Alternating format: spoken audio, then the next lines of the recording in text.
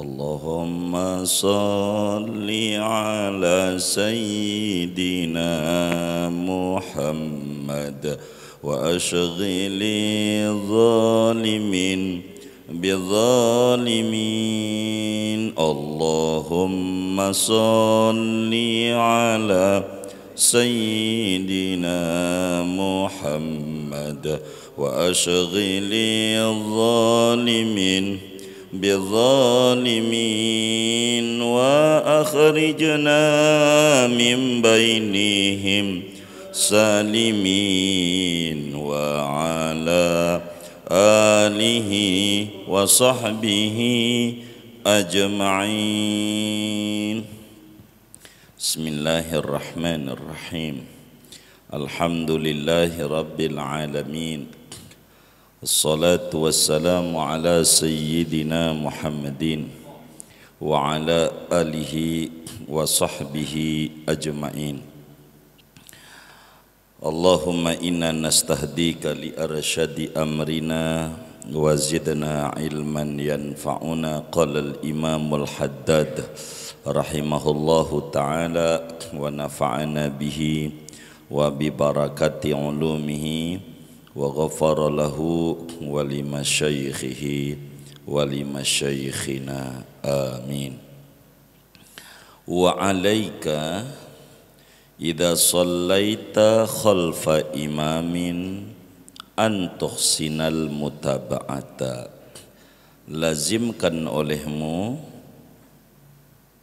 apabila salat kamu di belakang seorang imam bahwa membaguskan kamu akan bermakmum.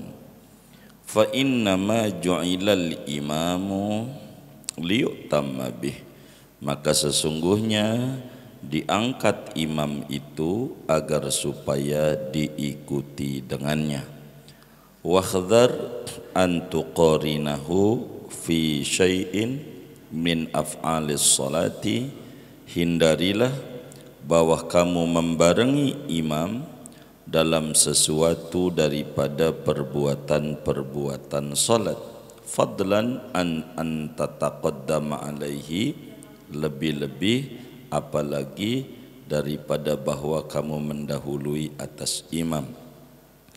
Walladhi yanbaghi an taj'ala af'alaka fi salatika tabi'atan li af'alihi bil athari.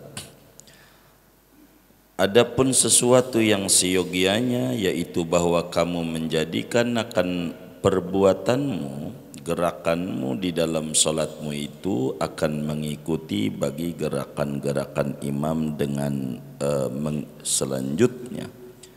Wa qad qala alaihi salatu wassalam alladhi yakhfidu wa yarfa'u qabla al-imam innama nasiyatuhu biyadi syaitan. Adapun orang yang turun dan naik sebelum imam, sesungguhnya ubun-ubunnya dia itu di tangan syaitan.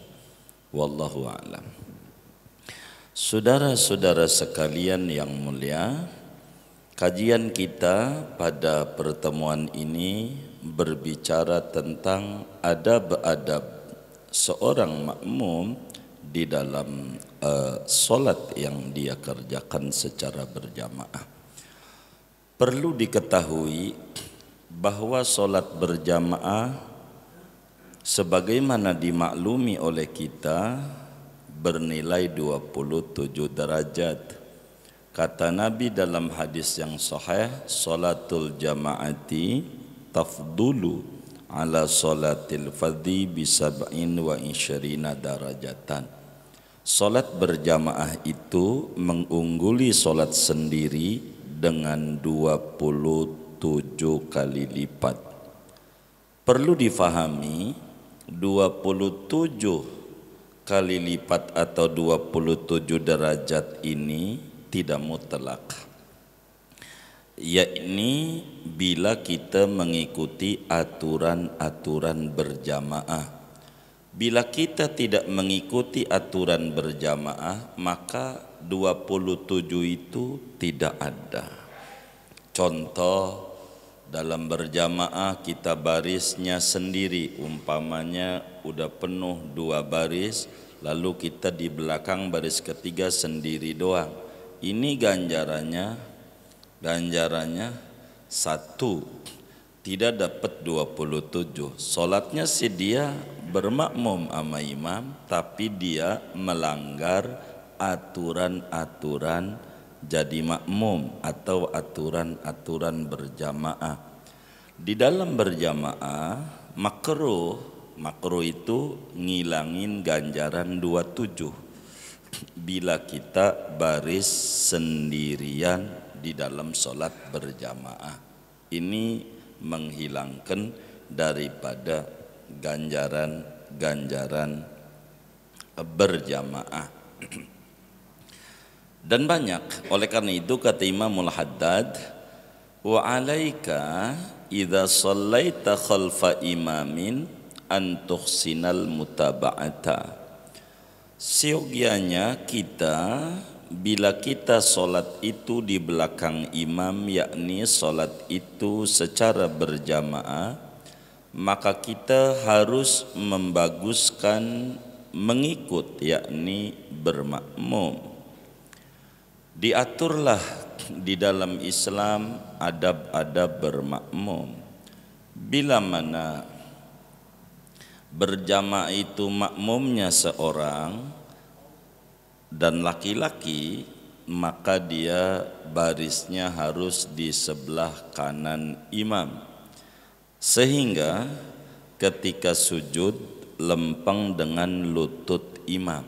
Kalau makmumnya sendiri makmumnya sendiri harus diri di sebelah kanan imam. Kalau dirinya di belakang enggak dapat ganjaran 27 begitu, karena menyalahi aturan-aturan berjamaah. Kalau datang satu lagi, maka dia harus berdiri di sebelah kiri imam. Di sebelah kiri imam, lempeng kayak makmum yang sebelah kanan, sujud lurus dengan lutut imam. Begitu. Nanti bakal mundur bareng-bareng. Mundur lagi saat dia berdiri menuju rakaat berikutnya, sehingga jadi rapat aturannya begitu. Bila mana makmum itu sendiri, lalu yang datang berikutnya 2 orang, maka yang 2 orang langsung membuat barisan di belakang imam, sehingga yang sebelah kanan imam itu yang sendiri bakalan mundur supaya dia sama-sama. Begitulah kemudian dalam berjamaah kanan kiri kanan kiri kanan kiri kanan kiri sampai penuh. Udah penuh baru baris di belakang sop 2 di tengah, kanan kiri kanan kiri kanan kiri penuh begitu. Bila mana masjid itu bertingkat, artinya ada 2 lantai, di mana posisi imam? Kalau posisi imam itu di lantai dasar, maka ganjarannya yang paling besar antara paling ujung. Anggap sopnya ada berapa ya besono ya? Ya anggap dah ada 20 sampai mentok, lalu di lantai 2 baris 1 yang imamnya di bawah, maka yang di lantai 2 ke 1 itu sama dengan 21, yakni ganjarannya di bawah yang di belakang itu. Kalau imamnya di atas, lantai 2 di atas, maka anggap 20 baris. Maka yang baris pertama di bawah yang tidak selantai dengan imam sama dengan baris ke-21, ganjarannya lebih dikit dibanding yang paling ujung daripada yang selantai dengan imam. Ini semua diatur di dalam berjamaah. Karena itu kata Imam Haddad, hendaknya kita bagus di dalam cara kita bermakmum di belakang imam. Kenapa? Fa innama ju'ilal imamu liyutamma bih. Imam itu diangkat atau dijadikan jadi imam untuk kita ikuti. Jadi karena itu sebagai makmum disebutlah makmum karena dia ngikut imam. Maka karena kita ngikut imam, maka jadilah kita makmum yang benar menunaikan tugas-tugas kita sebagai makmum. Sebagaimana si imam kudu benar menunaikan tugas-tugas imam. Apa di antara makna husnul mutaba'ah, bagusnya ngikut imam? Hendaknya kita jangan sekali-kali ngebarengi gerakan imam, apatah lagi mendahului imam. Ini bakalan batal kalaulah kita ngeduluin, kan kita makmum, kecuali dalam hal-hal tertentu. Jadi makmum itu haruslah bergerak ketika imam sudah rapi, kecuali satu, yaitu amin.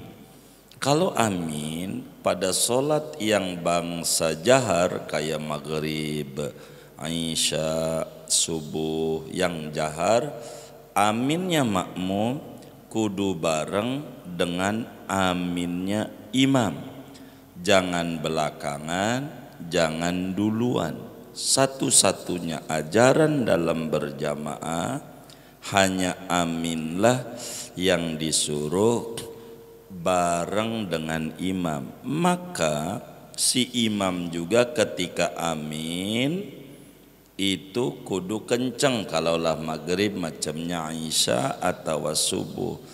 Jangan imamnya aminnya pelan, jadi makmum pengen bareng ngamalin ajaran Rasulullah sallallahu alaihi wasallam, enggak bisa begitu. Jadi upayakan hanya aminlah yang disuruh bareng, selebihnya tidak, termasuk salam. Makmum ajarannya salam 2 kali imam, baru kemudian makmum salam. Jangan imam baru sekali, itu makmum main samber aja. Ada nggak yang kayak begitu? Yang mana orangnya ini? Jadi jangan nunggu imam 2 kali beres, baru kemudian makmum salam. Imam assalamualaikum warahmatullahi, assalamualaikum warahmatullahi, baru kita makmum salam. Jangan imam baru sekali kita main salam aja. Ini ngurangi ganjaran-ganjaran kita dalam berjamaah. Kita harus belajar pada bagian seperti ini dalam aturan berjamaah. Karena itu imamnya juga harus paham, yaitu salamnya dua-duanya kenceng, imamnya kencengnya sekali doang. Assalamualaikum warahmatullahi. Makmumnya nungguin aja. Begitu masjid nungguin Allahumma inni a'udzubika min adzabil qabr. Ini imam kok kagak salam-salam, ditungguin lama banget. Ini lama banget nih salam keduanya. Gua salam juga nih. Akhirnya makmum salam juga. Assalamualaikum warahmatullahi. Assalamualaikum warahmatullahi. Pas lihat imamnya udah keluar pintu samping, lagi ngopi di kantin. Ini imam gak bener yang kayak begini. Imamnya juga dua-duanya kenceng salamnya, supaya makmum faham kapan dia harus mengucap salam. Ini namanya husnul mutaba'ah, bagus mengikuti imam. Kata Imam Haddad, wa alaika idza shallaita khalfa imamin an tuhsinal mutaba'ata. Kita kalau bermakmum kudu bagus mengikut imam. Diatur tata tertib berjamaah dari mulai adzan. Dari mulai adzan, yang qomat, yang adzan. Jangan sampai yang adzan siapa, yang qomat siapa. Ini namanya nyerobot nih, nyerobot. Begitu, nyerobot, begitu. Yang kayak begini nih, nyerobot. Partai mana, dicalonin di mana, nyerobot namanya. Jadi yang namanya adzan ini jangan dicatat. Yang namanya adzan itu adzan, yang qomat kudu yang qomat kudu yang adzan. Sehingga aturan Rasulullah sallallahu alaihi wasallam, bila kita pengen qomat di dalam sholat, kalau kita pengen qomat, tanya siapa yang tadi adzan? Oh saya, izin ya saya yang qomat boleh? Oh boleh, baru dia bisa qomat. Tanpa itu dia zalim namanya. Itu padahal dalam sholat itu diatur. Kalau kemudian kita habis qomat didorong jadi imam, enggak boleh. Yang qomat jangan yang imam, harus beda. Sehingga kalau kemudian kita udah qomat lalu kemudian didorong juga jadi imam, maka harus dicabut qomatnya dengan qomat lagi, begitu. Baru yang ini nih boleh jadi imam. Paham nggak? Baik. Ini diatur di dalam berjamaah ini, diatur benar tata tertibnya oleh agama. Kemudian daripada itu, imam nyuruhlah ngatur barisan. Itu disuruh, yang disebut mau bacaannya terserah. Sawu sufufakum fa inna taswiyata sufufi min tamamis shalah, itu ada hadisnya. Atau sawu sufufakum fa inna taswiyata min iqamatis shalah, ada hadisnya juga. Atau sawu wa tarasu, begitu.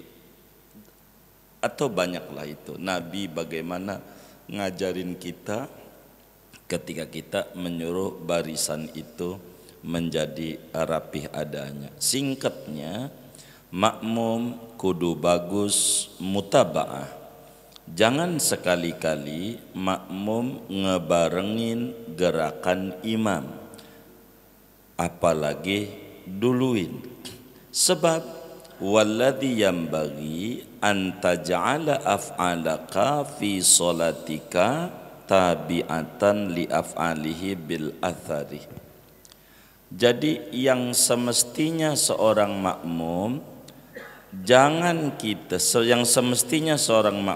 kita kudu menjadikan gerakan solat kita ngikutin gerakan daripada imam, ngikutin gerakan imam sesudahnya.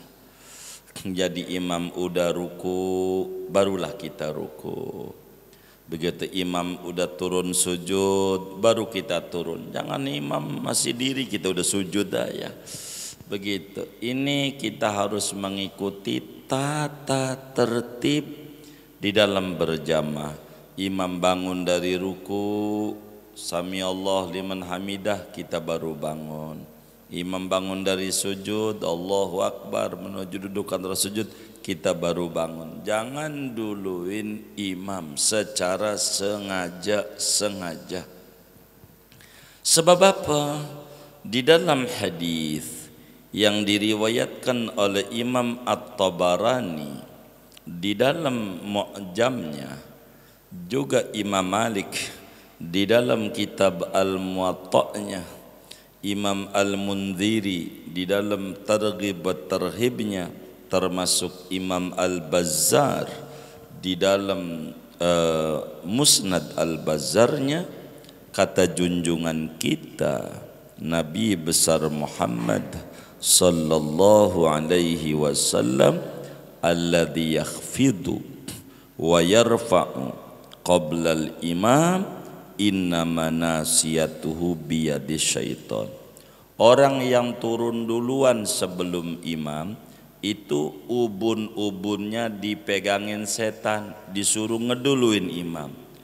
Orang yang ngangkat kepalanya dari ruku atau dari sujud sebelum imam, sebetulnya dia diganggu oleh setan. Setan yang narik duluan. Kalaulah dia mengerti ajaran Nabi Muhammad sallallahu alaihi wasallam, maka dia tidak akan bangun dari sujud sebelum imam bangun terlebih dahulu. Dia tidak bakal bangun dari ruku menuju i'tidal sebelum imam bangun. Dia nggak bakalan turun menuju sujud sebelum imamnya turun sujud. Ini diatur di dalam berjamaah, diatur. Termasuk diatur Fatihahnya makmum, Fatihahnya kalaulah sholat itu jahar, sesudah imam kelar Fatihah, sesudah imam rapi Fatihah, baru kemudian baca Fatihah si makmum. Jadi ketika imam menjelang baca surat, kita baca Fatihah. Namun dalam beberapa hal yang harus kita pahami, ada beberapa daerah itu tarawihnya rada cepet, tarawih cepet. Kalaulah dia membaca Fatihahnya sesudah imam waladhdallin, wah enggak keburu. Maka yang kayak begini wajib untuk kemudian baca Fatihahnya setelah seayat daripada imam supaya keburu. Sepertilah imamnya cepat di sebagian daerah, dan ini memang imam cepat ini dalam tarawih ini enggak bisa disalahin karena ini pesanan makmum. Begitu. Bener enggak? Bener enggak? Kalau bapak-bapak ini kira-kira tarawih pengennya lambat apa cepet? Tuh yang tukang ngajinya, apalagi yang kagak ngajinya, begitu. Jadi bagaimana karena imamnya bacaannya cepat, maka makmum harus mengerti. Anggap ini tarawih macamnya. Imam baca iyyaka na'budu wa iyyaka nasta'in, kita bismillah. Jadi sehingga ketika imam kufuan ahad kita udah waladhdallin. Jangan ampe kita kagak baca Fatihah. Lihat yang tarawih tuh, jangan-jangan orangnya ngaji juga sekarang ini. Begitu tarawih imam bacanya kulhu, mana wal asri lagi ya kan, wal asri mana cepat lagi, kalau pelan mendingan cepat. Dia baru juga iyyaka na'budu udah ruku. Begitu kita ikut ruku aja. Ini namanya makmum tidak ngerti husnul mutaba'ah, bagus ngikuti imam. Kalaulah kita di rakaat pertama ikutnya dari awal, namanya kita disebut makmum muwafiq, makmum yang sebetulnya keburu untuk bisa baca Fatihah kalau dari awal. Begitu. Tapi lah kalau kemudian kitanya ikut dari awal sih ada di masjid, tapi ikutnya pas imam sumalatus alunna, jadi pas sholat dolin masih duduk aja kipas-kipas, imam bismillah aja, dolin amin amin duduk aja, bismillahirrahmanirrahim, pas sumalatus alunna baru diri soli. Ada nggak yang kayak begitu? Ini mau namanya yang model begini nih namanya makmum masbuk. Makmum masbuk enggak keburu Fatihah, enggak apa-apa dia, cuman ganjarannya dikit. Ngikutnya imam nunggu mau ruku gitu, nunggu mau ruku. Untung yang model begini imamnya bukan saya. Kalau imamnya saya, makmum yang kayak begini duduk aja, saya habis waladhdallin ruku aja, biarin dia kagak ketinggalan serakaat. Dia ngibulin imam, ya kita kibulin juga dia yang makmum model begini nih, biar dia diri juga. Ini enggak bener ini. Jadi saudara, Ikut itu yang paling tinggi berjamaah ini ada 3 fadilah. Ada namanya fadilah at-taharrum. Fadilah nilai plus berjamaah ditinjau dari sisi takbiratul ihram. 2 namanya fadilatul rakaat.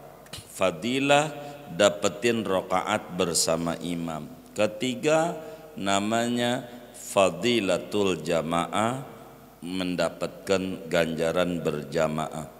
Fadilatul jamaah bisa didapat oleh si makmum asal imam belum kum salam. Asal imam belum kum masih dapat ganjaran 27.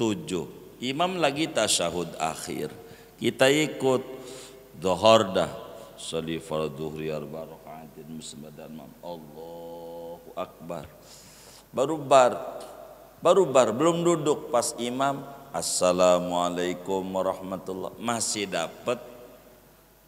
dapat fadilah berjamaah. Atau kita udah duduk, Allahu akbar, duduk karena imam tasyahud akhir, pas baru duduk assalamualaikum warahmatullah, assalamualaikum warahmatullah, kita orang nih dapat fadilah berjam 27. Tentu 27-nya enggak sama dengan yang pertama, sebab ada 27.000, ada 27.100, ada 27 perak. Yang model begini 27 apa kira-kira nih? Iya, udah di ujung dia, 27 juga sih, tapi beda nol dia, beda nol. Yang paling tinggi adalah fadilatut taharrum. Fadilah takbiratul ihram sesudah imam. Jadi imam sesudah Allahu Akbar, kita enggak usah pakai duduk lama kayak orang-orang taraweh tuh. Begitulah dolin masih duduk aja. Ini enggak dapat fadilatul taharrum. Surat pas sudah mau selesai aja suratnya, alladzina hum yurauna, baru sholli wal ma'un, ruku aja. Ini dikit, enggak dapat fadilatut taharrum namanya. Fadilah takbiratul ihram sesudah imam takbir. Ini yang paling gedenya ganjaran berjamaah. Namanya disebut fadilatut taharrum namanya. Kemudian daripada itu ada fadilatul rakaat, dan ini yang paling pokok, bukan sekedar fadilah, penentu dapatnya rakaat solat. Apa itu penentunya? Begini, kalaulah kita imam lagi ruku, maka kita sebagai makmum akan dapetin rakaat bila mana kita ruku bersama imam ini keburu baca tasbih sekali, subhana rabbiyal azim wa bihamdihi. Jadi pas imam lagi ruku, kita Allahu Akbar, kita ruku Allahu Akbar, subhana rabbiyal azim. Baru azim doang, sami'allahu liman hamidah, rakaat dapat. Karena kita dapetin ruku bersama imam disertai tumakninah, rakaat dapat.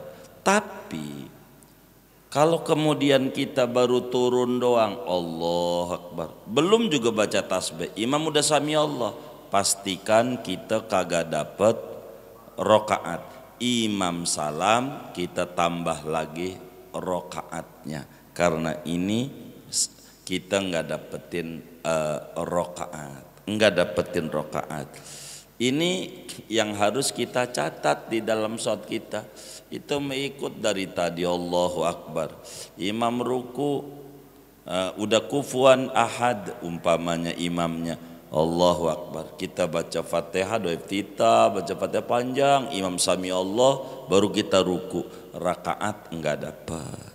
Kecuali kita makmumnya bukan masbuk, tapi makmumnya muafiq, yaitu imamnya terlalu cepat bacaannya, maka kita dimaafkan oleh agama ketinggalan 3 rukun yang panjang.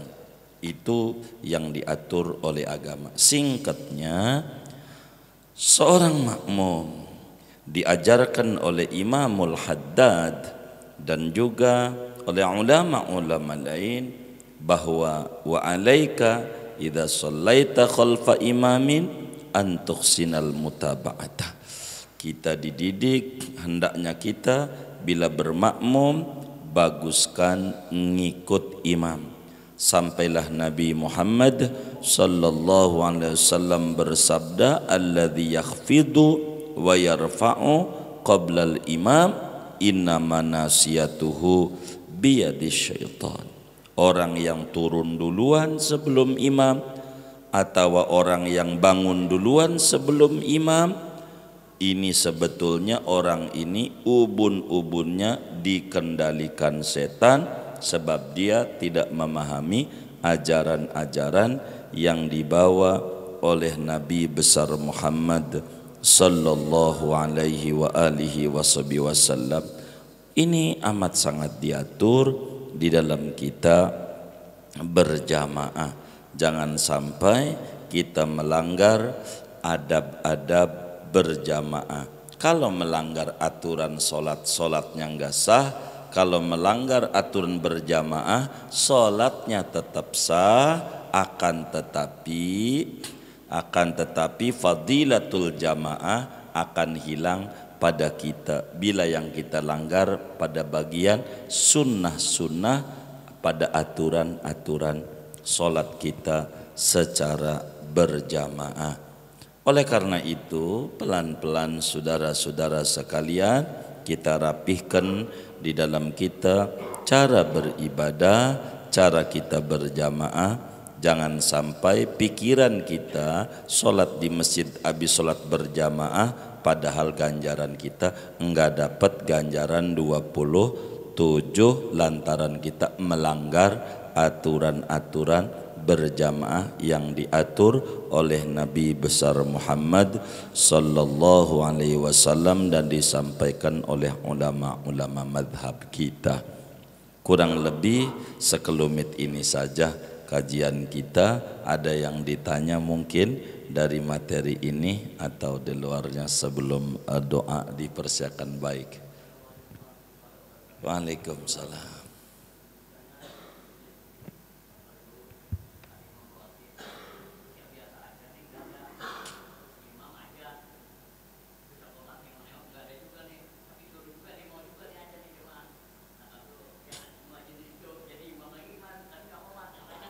Baik, cakep. Jadi bagaimana kalau kebetulan di masjid itu kurang orang. Jadi mau adzan tengok-tengok nggak ada juga yang adzan. Akhirnya yang jadi imam adzan juga. Bagaimana nih yang jadi imam ini adzan? Maka agar supaya tidak makruh, maka si imam yang adzan ini pasrahkan hak qomatnya dia sama orang lain. Suruh teman kita, bang qomat bang, sebetulnya saya yang adzan, kalau saya nanti qomat abang yang imam. Enggak mau saya imam, nah qomat. Maka dialah hak kita adzan suruh qomat di dia, maka kita baru kita jadi imam. Itu begitu diatur. Maka Rasulullah sallallahu alaihi wasallam tidak pernah adzan di dalam seumur hidupnya. Nabi enggak adzan karena Nabi tugasnya ngimamin.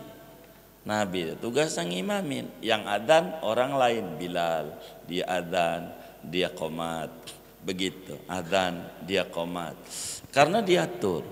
Jadi ada tata tertib yang diatur. Jadi karena itu bila kita darurat yang adzan nggak ada, ya udah kita yang imam ini terjadwal harus adzan juga.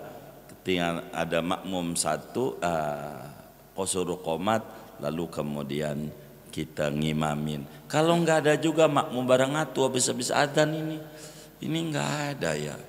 Barang ngatu ini subuh biasanya model begini nih, subuh begitu. Ya udah qomat aja. Habis qomat ya imam dia kagak sholat sendiri, mau ngimamin siapa? Mau kagak ada makmumnya tiker. Maka yang kayak begini emang aturannya kalau sendiri ya adzan, qomat ya sholat. Ini bukan ngimamin, nggak ada makmumnya. Kalau ada makmumnya suruh makmum untuk qomat. Itu aturannya. Kurang lebih demikian. Wallahu a'lam. Baik.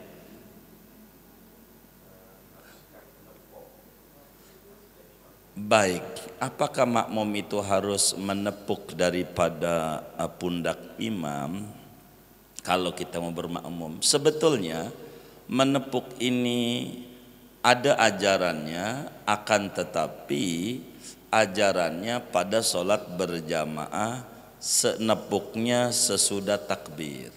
Nepuknya sesudah takbir. Ini aturan menepuk yang diajarkan sebetulnya. Contoh, kita baris, udah satu soft, lalu kita baris sendiri di belakang. Ini baris sendiri di belakang nih kan makruh, nggak dapat 27. Maka diajarkan oleh agama, dia suruh nepuk temennya, tapi sesudah takbiratul ihram. Takbir dulu, Allahu Akbar, kita yang makmum baris sendiri itu. Habis Allahu Akbar, colek atau tepuk teman kita untuk nemenin kita di belakang biar berdua, biar kita nggak makruh.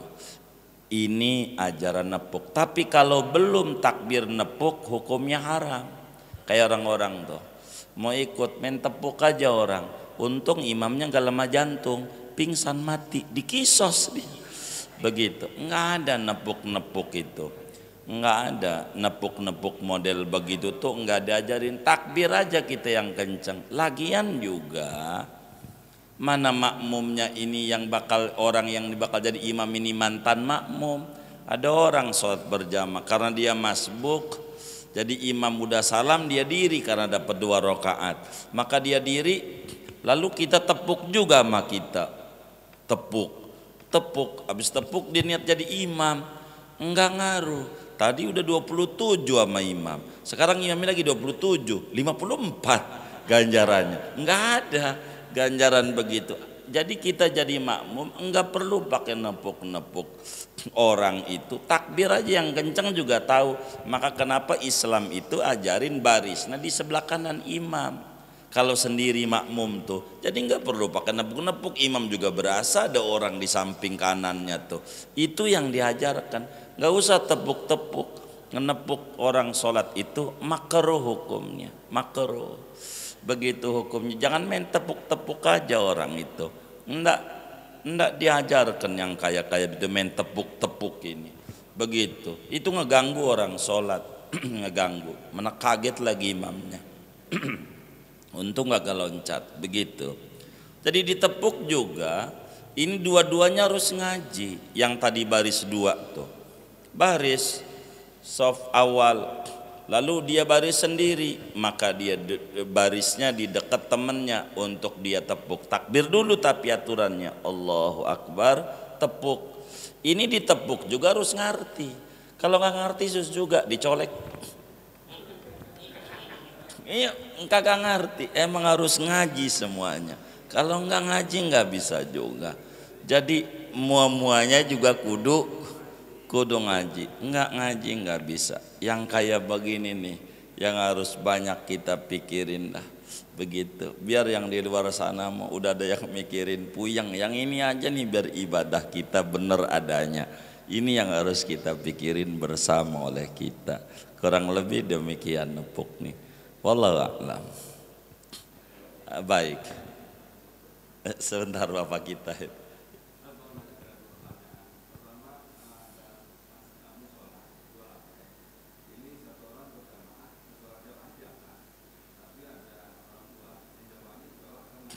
Baik.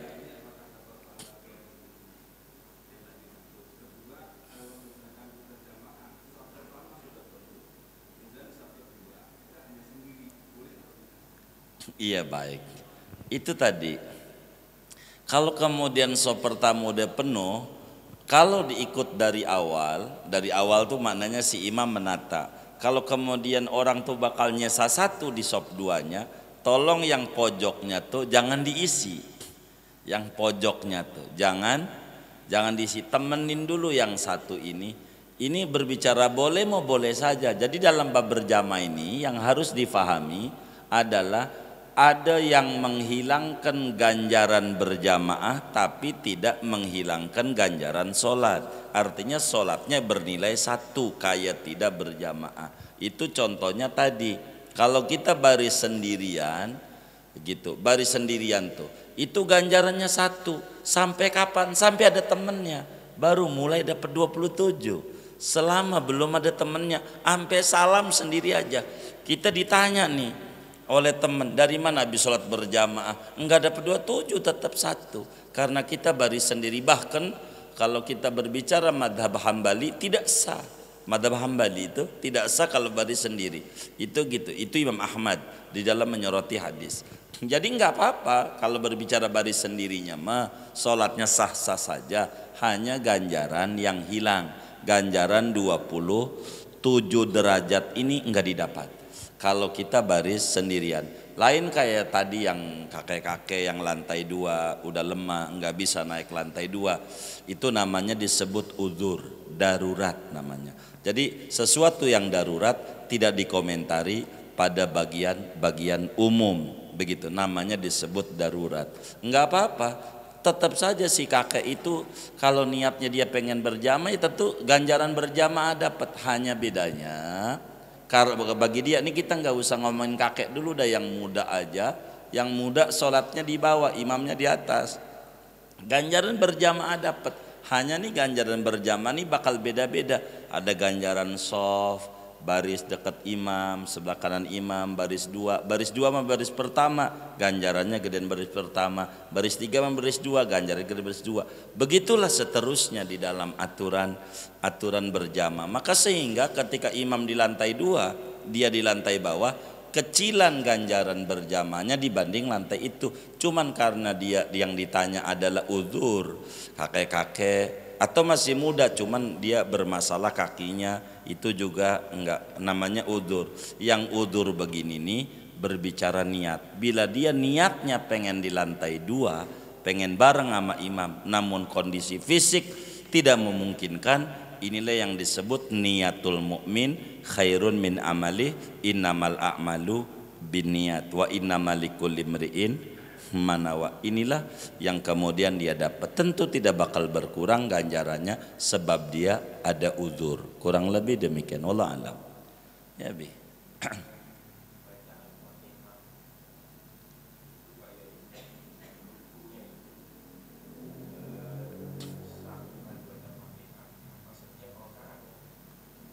Yang mana tuh maksudnya?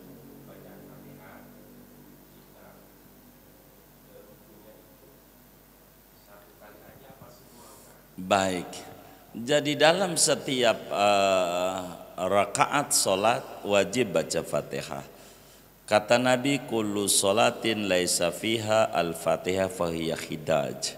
Setiap solat yang di dalam rakaatnya itu tidak baca Fatihah kecuali masbuk, itu nanti ada pengecualian makmum masbuk, maka solatnya ada yang kurang dia. Dalam hadis yang lain, la solata liman lam yaqra bi Fatihatil kitab. Tidak sah solat bagi orang yang tidak membaca surat Al-Fatihah. Maka dalam setiap rakaat itulah kita baca Fatihah, kecuali rakaatnya masbuk tadi yang tadi kita udah bedah, itu nanti gugur bagi masbuk untuk membaca Fatihah. Jadi setiap rakaat lah kita wajib untuk baca Fatihah. Maka minimal muslim itu baca Fatihah atau minta diberikan kelurusan jalan, ihdinas siratal mustaqim 17 kali minimal dalam sehari semalam, karena memang ada 17 rakaat.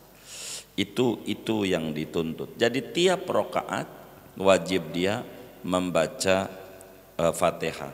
Begitu. Kalau ada yang bilang Fatihah cuma cukup sekali, nanti ruku juga cukup sekali.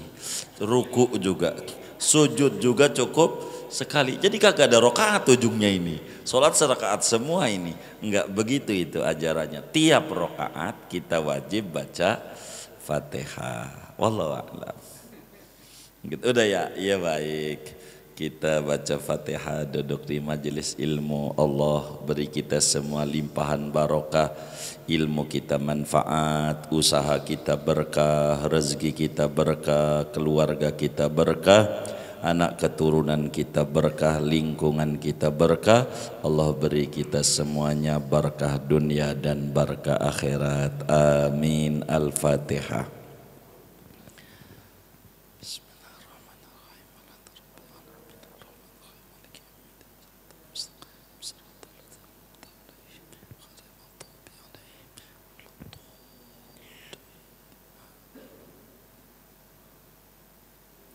Allahumma rabbana taqabbal minna ta'limana wa ta'allumana wa du'ana wa jami' amalina wa tammim taqsirana.